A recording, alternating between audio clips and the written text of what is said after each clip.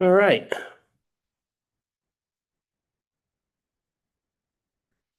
All right. Welcome to the Older Vermonters Caucus. Today is January 17th. So thank you everyone for being here.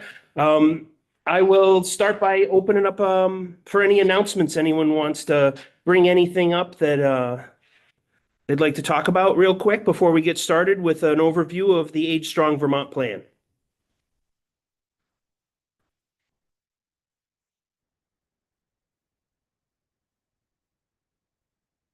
Okay, I don't see any hands. We'll definitely, stuff comes up during the presentation, we can circle back at the end. So I want to thank Angela for being here today and taking the time to talk to us about all the great work that we've done over the past couple years on the Age Strong Vermont plan, and just kind of give an overview and how we can kind of integrate the outcomes of this plan and the goals of this plan into our work, to make sure that older Vermonters are um, part of the conversation here at the State House and also in our community. So, Angela, I'll turn it over to you. Thank you, Dan. Hello, everyone. My name is Angela Smith-Jang. I'm the Director of the Adult Services Division at the Department of Disabilities, Aging, and Independent Living, Dale. Representative Noyes, I'm wondering if you could allow me to share my screen. Yes, yes, of course. You know, Dan, you should see a security badge at the bottom of your screen. If you click on that got security, it. yeah, got it. Okay. She's good to go. Thank you. Okay, great. Thank you. I'm just going to share some slides and then really look forward to some good conversation. Hopefully I can.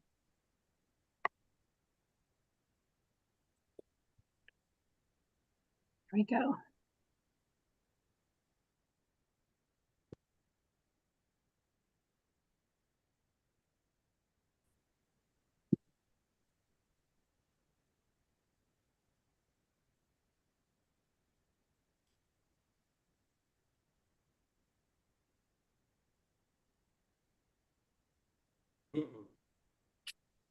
Looks like Angela's frozen. Year visionary plan for Vermont. There we go. You froze there for a second, so you might want to, at least on the screen here. So, okay, telling me my internet connection is unstable. Let me know if we can hear you now. Okay, let me know if that comes up again. Sure will. Great. So just really briefly, why did we embark on this work to create a multi-sector plan on aging, Age Strong Vermont? Certainly, it's, when we look at our demographics, Vermont is one of the oldest states in the country. Our older Vermonters are our fastest growing demographic. Many challenges come with an aging demographic, but also many opportunities. In addition, the Older Vermonters Act that passed in 2020 called on the state to put forward a process for the development of this type of plan. So we embarked on this work following the passage of the Older Vermonters Act. And also, this type of multi-sector plan can really be an opportunity to change the conversation around aging. Aging well is our goal. We all want to be able to grow older, but ageism negatively impacts how we see ourselves, how we see others in our community. And a multi-sector plan on aging can help elevate issues and begin to drive that culture change to see aging differently.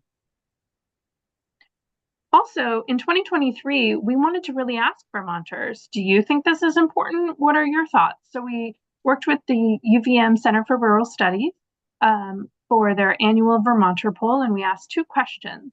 When asked if Vermont has the resources to address the needs of the older population as it continues to increase, 64% said no. And when asked how important it is for Vermont's elected officials to prioritize and invest in this type of multi-sector plan on aging, 81% of Vermonters who responded to the poll said very or somewhat important. So we really heard from Vermonters that this was a worthwhile endeavor. So we began the work in 2020 through 2023. Just a couple other key reasons. We are also looking at this plan really through a collective impact lens, that it really has a long-term value add for the state. It's the first of its kind. It's looking 10 years out, so it's big picture. It's really looking at trying to create an age-friendly Vermont, which means livable for all of us at all ages and stages of life. It does that by expanding and strengthening partnerships. So across government, federal, local, state, business, the business sector, community-based organizations, everyone. It's an all hands on deck type of plan. And it works to leverage existing resources to meet our key goals while also seeking additional resources. It keeps equity at the forefront. We know not everyone has had the opportunity to age well in Vermont, and historically marginalized communities. We really wanted to hear from them and ensure that they were at the forefront of this plan.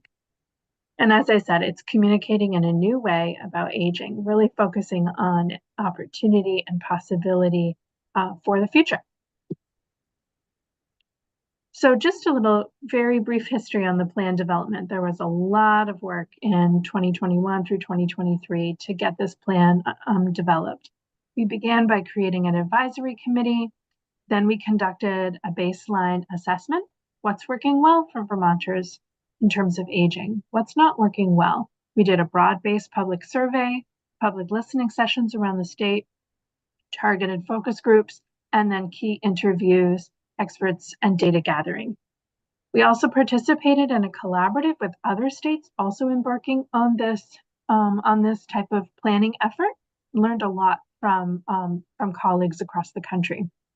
We rebranded in spring 2023 during Older Americans Month, launching the name of the plan, Age Strong Vermont. And then we had 7 separate subcommittees that worked to develop the core objectives and strategies of the plan throughout last spring, summer, into the fall. The final plan will be approved by the advisory committee, hopefully, in later this month in January.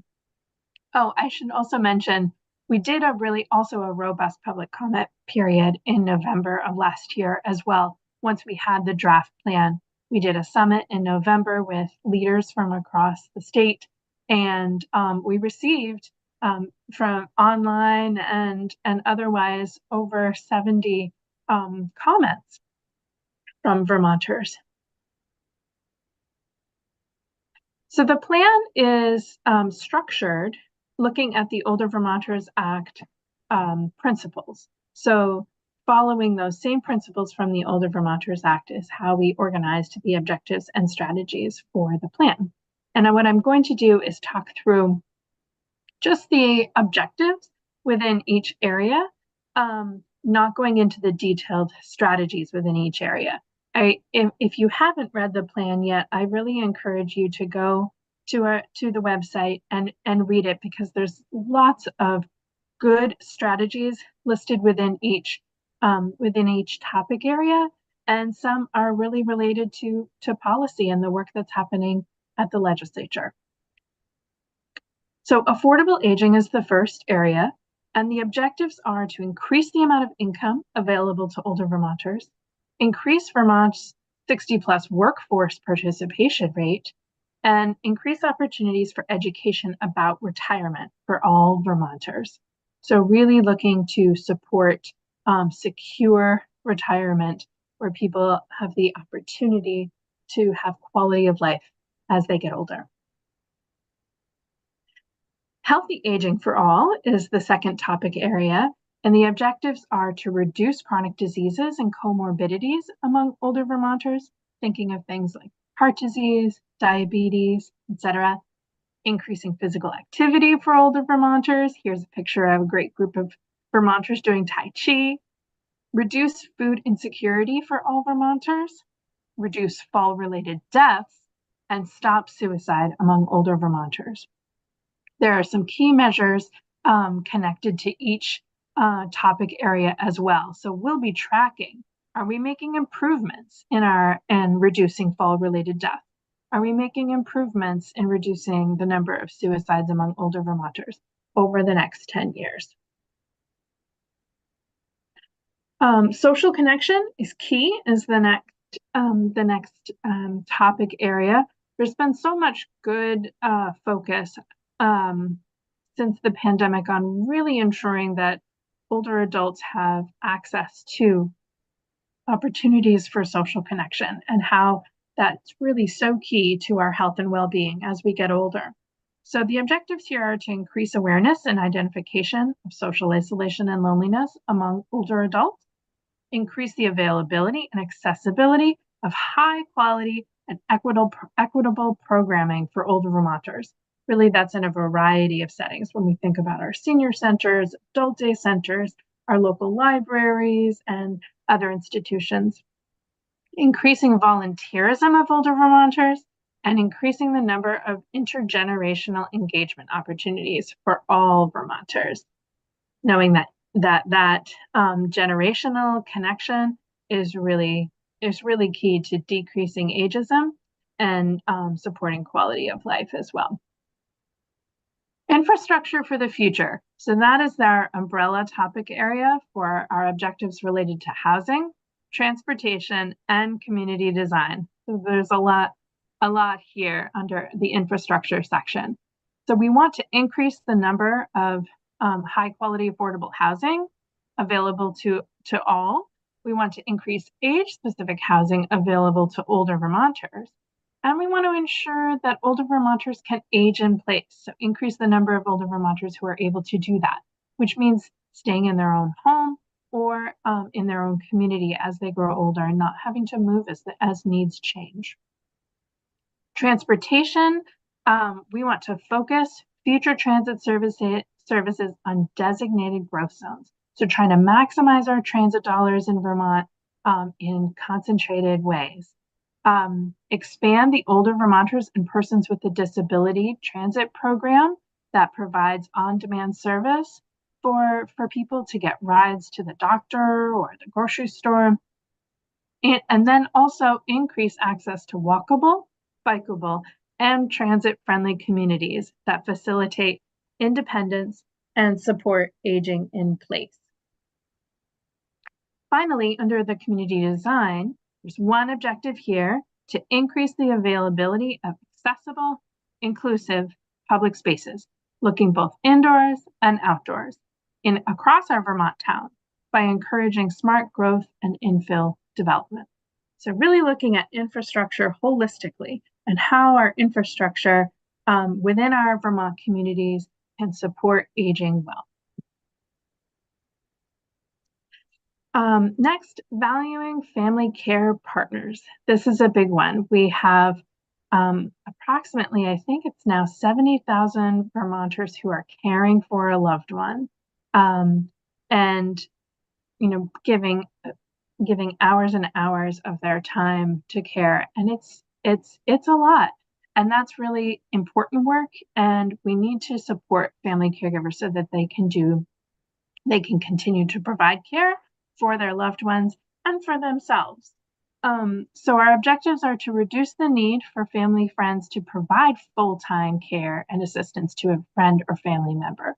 So making sure that they're taking advantage of all the other ways that care can be provided so they're not having to do it 24/7.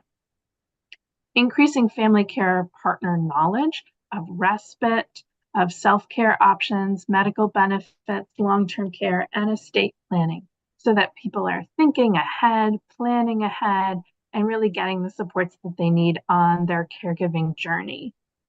And then finally, reducing negative financial impacts on family care partners.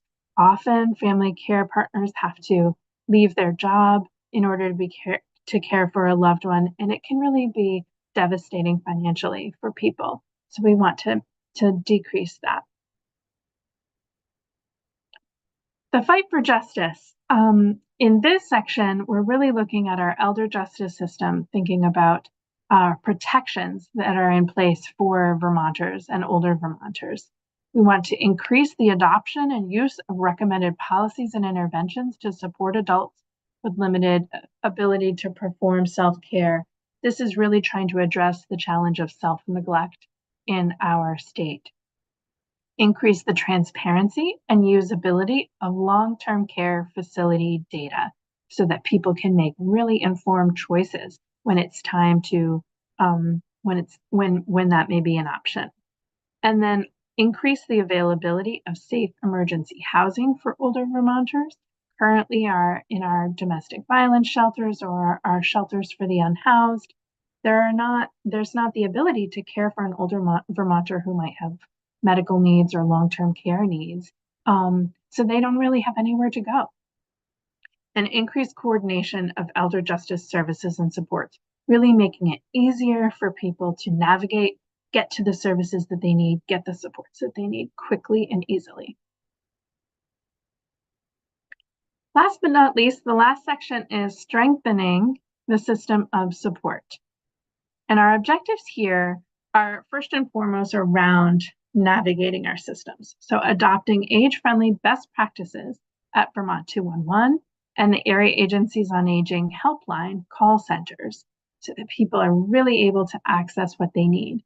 Increase access to information about age-friendly resources and supports, and increase access to a coordinated system of age-friendly services, supports, and protections. Very broad, but again, there's some really specific strategies outlined in the plan under these objectives. So I wanted to touch on next steps. Our goal is to have our Age Strong Vermont Advisory Committee, which is a group of about 35 leaders and individuals from across Vermont who have been working on developing this plan with us over the last few years. They will do a final review of the plan following that public comment period in the fall and approve the final plan. So we hope to be able to truly launch the final version in early February. And then the hard work begins of really beginning implementation. And what is this going to look like? As we think about the next 6 months, looking out the next 6 months, certainly we want to educate Vermont leaders about the plan to inform policy conversations, strategic planning efforts, both within government and certainly within our other sectors, our business sector, our community sector, our healthcare sector, et cetera. Then we'll be working to create a new implementation advisory committee to hold us accountable to making progress.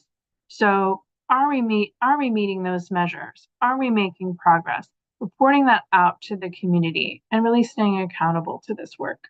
So for that, we're really going to develop some outcome data tracking, hopefully putting together some a data dashboard of some kind, and then looking to identify the key strategies to move forward in the first 1 to 3 years of the plan. There are some great strategies in the plan that we think we can really tackle in the short term. There's some others that are really going to take a long time, so we'll have to be very mindful of planning those out over the coming years. And then additionally, seeking additional resources to continue the work. It's been a really amazing collaboration and collective effort in developing this plan, but to really move it forward, there will need to be additional resources to be able to keep the momentum going and make the progress that we all want to see. So I will say thank you so much for listening. I know that was a lot, but I hope it was helpful and relatively easy to understand. Here's the link to where you can find the full plan or how you can contact us at Age Strong Vermont. We're doing a monthly newsletter to keep people updated, or if you just have questions or want to provide input anytime or get involved. So I will stop sharing my screen. All right. Thank you, Angela. You're So, welcome. before we move into questions, I just wanted to acknowledge that Representative Torrey and Representative Lipsky have joined us today. So thank you for being here. And if anyone has any questions, just let me know. Looks like Steve, I see your hand. Yes, thank you, Representative Noyes. A very ambitious and comprehensive program. I may have missed something, but I did not see any mention of the T word, transportation. I'm an 85-year-old now non-driver, and the number of the number of people who are not driving is only going to increase. And except for a few urban areas, transportation is non-existent, which means that even if we create opportunities for people to come together, et cetera, if they can't get there, they can't take advantage of them. So that I hope that as you move forward, you will try to incorporate transportation options into your planning. Thank you. Thanks, Steve. Just quickly to follow up, transportation was actually a really big topic in the planning process because we saw that it is the sort of the connecting piece for all of these services and supports we want to be able to offer older Vermonters. So there is a section on transportation with some really specific strategies there. But thank you. I appreciate you reinforcing that message around transportation. Yeah, and I also think that our discussion around housing and thinking about where people are living, especially in rural parts of the state, where to have access to transportation will be something we need to constantly be thinking about as we have a lot of discussions in the State House around housing and access to housing, especially for older Vermonters. All right, I see Matthew.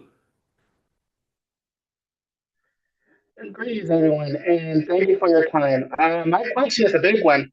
How are we gonna finance this program together with budget? Knowing Vermont economics, and we know that aging Vermonters in a workforce, and there is the minimum wage doesn't compute to what we're actually tied to cost support inflation. So I don't. To me, where can we support our senior citizens, or should I say our voters, the most population of voters, on making sure that resources and tools and technology is, meant for them, by them. Basically, can we construct this program that's meant for that individual access needs, which everybody has individual access needs? How can we make sure that they're getting the access need that they need, not what the state needs, they need under the ADA? Thank you very much.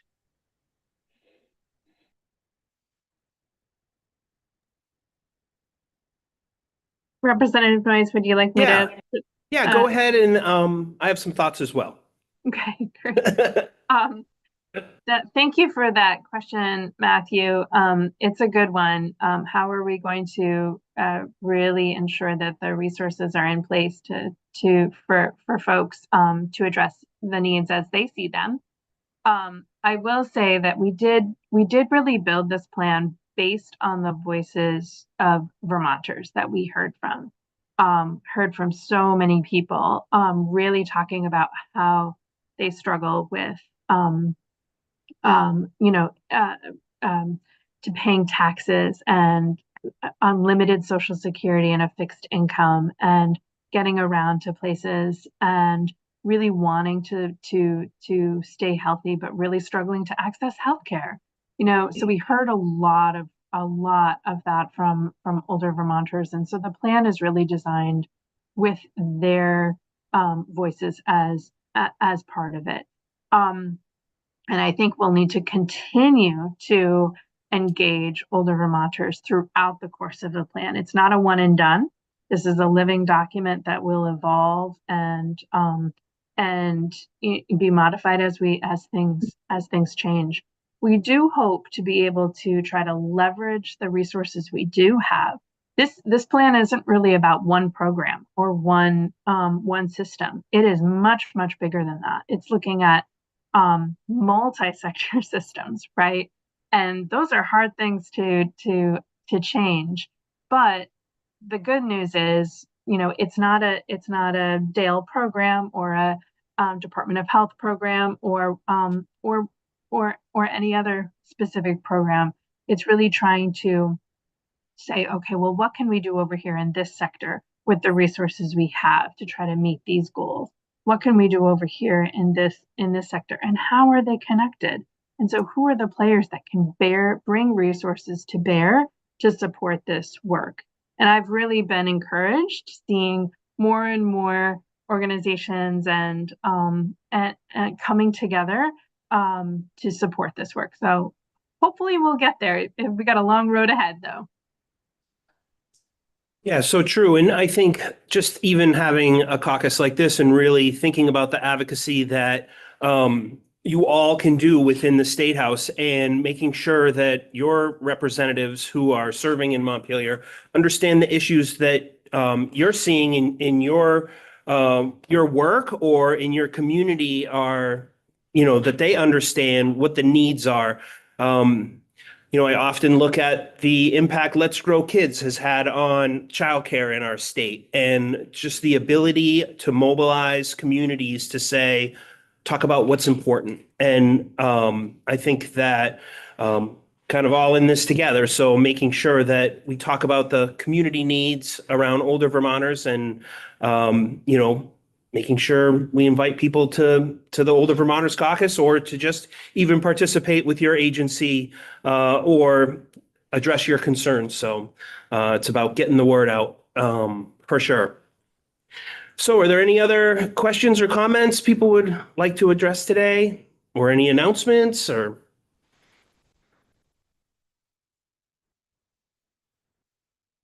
All right. One of the things we were talking about earlier, which definitely interested in people's thoughts, that we no longer have Cove. Community of Vermont Elders is not here right now.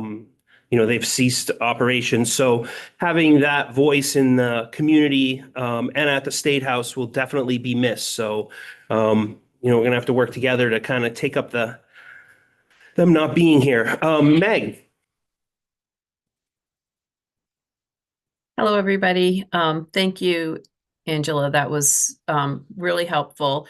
And I just would encourage anybody on here who is not an elected leader to share that you heard about this, maybe something you liked about it, and that there is an Older Vermonters Caucus with your elected leader, and invite them to participate in the caucus or to watch the stream on YouTube. I was one of the people that worked on a part of this plan, and there were a lot of people that worked really hard, and I don't want it to sit on a wall. I think it really has value to us. So as advocates, and I appreciate that Matthew said the voters, right? As advocates, as the voters, we have power, and I encourage all of you to, use your voice to help legislators remember this demographic as they're dealing with these issues, because there's a lot going on. And then I didn't know, Angela, if you wanted to mention that we're thinking about doing a resolution on this. It would be great to have some of the folks on this call at the State House during that time. Yeah, we can share more information in the coming weeks, but we're hoping to have a day in February at the State House to kind of acknowledge and celebrate the launch of this plan with a resolution read on the House floor, and then be able to continue to talk to people about it. So hoping to put that together for later in February, and we can share more details with folks because we'd love to see you there. Yeah, and I did reserve the 22nd to have the resolution read, February 22nd. So trying to work with that date at this point and see if we can get folks to really talk about this plan and the impact it will have. Dan, can I underscore something that Meg just said? Sure. This is for all of us, whether we work for an area agency or whatever. We all have state representatives. And I spoke to one of mine last night about showing up for this caucus. Now, granted, there are a lot of caucuses running around the building right now. But if you work for an agency, I suggest you consider it as part of your job description to reach out to your own senator and representative and ask them to attend this caucus at least, periodically. Because if we don't have legislators showing up, sooner or later, people are going to say, why are we providing a space for a meeting, for a caucus with no legislators?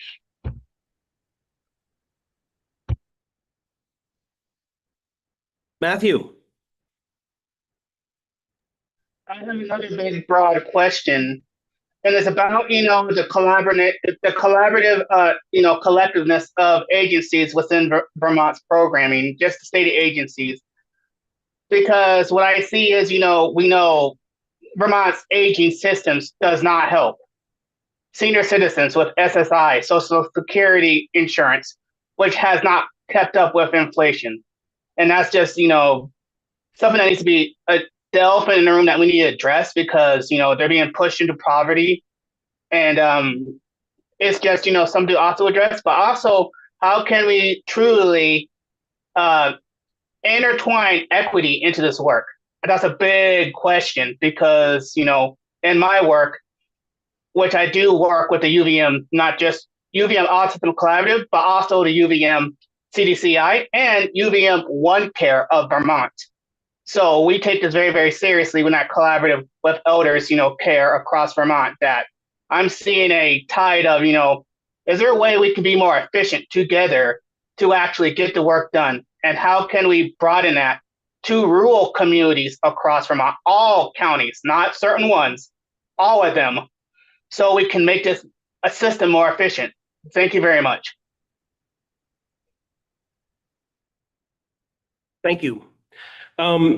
Speaking of access, yesterday in the healthcare committee, they started taking testimony on H721.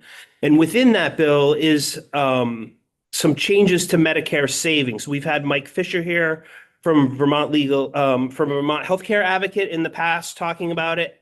And I just want to point that out, that it's important that we continue the conversation on that particular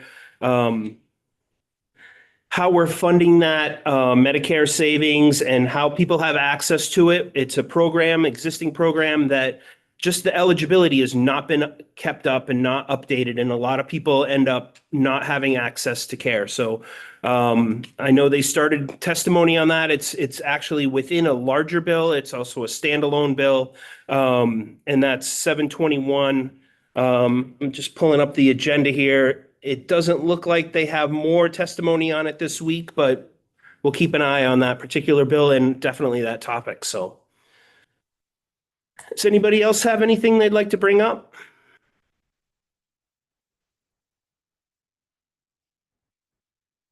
Any announcements or anything they're following? Okay. I do want to just close with one quote we heard from the Age Strong event that we had in Waterbury, and Kevin Shue from the Vermont Futures Project. I just thought this was really good. He was talking to his wife about how he was getting old, and he was talking about how his leg hurt or his arm hurt or something like that. And she looked at him and she said, "Isn't that the goal, to get old?"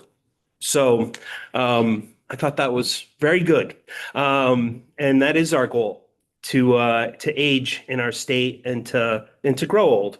So, all right. Well, thank you everybody for coming today. Please reach out if you have some ideas on different topics. We'll be meeting next week. We actually heard in committee around the financial exploitation of older Vermonters. So I've asked Chris Delia from the Vermont Bankers Association and some law enforcement individuals to join us next week to talk about how we can work together to make sure people understand about financial exploitation and are not a victim of that crime. So I guess it's really starting to take off here in Vermont. So I'll have some discussion on it next week. All right. Well, thank you everybody for being here, and we'll see you all next week, I hope. Take care.